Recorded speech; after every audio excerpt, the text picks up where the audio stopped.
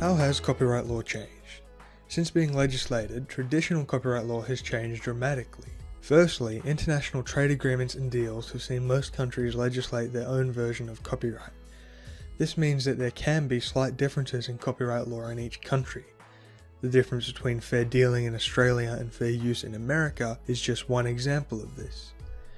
If I, as an Australian, want to use something off the internet and assume I can because I won't make any money on it, technically, I'm breaching Australian copyright law. But what if the thing I want to use is a song from an American label, downloaded using an American platform from American internet servers? Technically then, there might be an argument for fair use.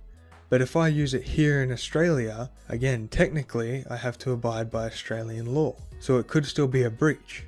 As I'm sure you can imagine, this could get even more technical if I then uploaded my creation using that song to a website hosted somewhere in Europe, for example.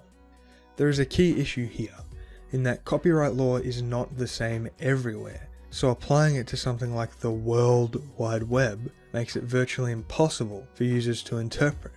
Because of this, most users stick to US laws online, largely because most of these companies are American owned.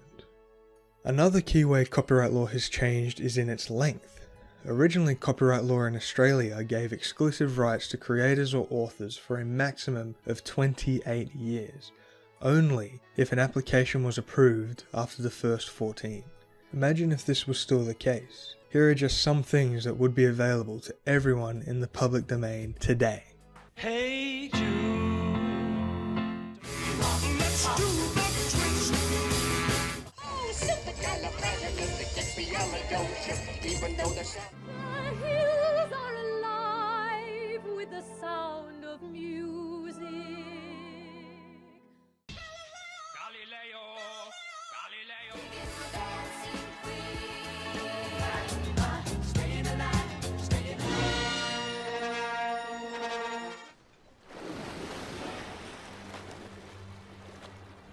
However, today, none of these examples are in the public domain. All of them are still subject to strict copyright law. Why, you ask? Something I like to call the Disney effect. In the late 1990s, a number of Disney's first big movies with a certain character were due to soon enter the public domain. In the eyes of traditional copyright law, Disney had been given their exclusive rights to make their fortune, and it was time the content was given back to the public, where it came from. However, Disney lobbied for the Copyright Term Extension Act, and the Clinton government fell into the mousetrap. Keep in mind that these changes didn't only affect the future, but were also retrospective.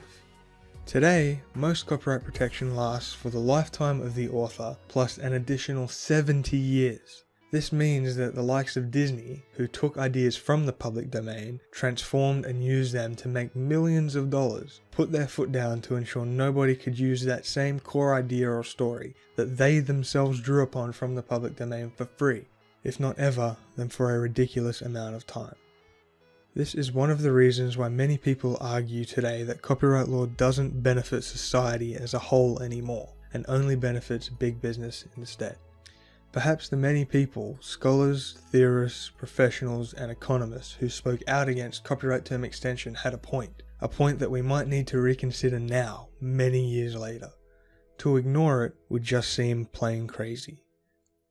Next in the series, we'll look at a law legislated in the United States the day after the Copyright Term Extension Act, the Digital Millennium Copyright Act, or as many of you might know it, DMCA.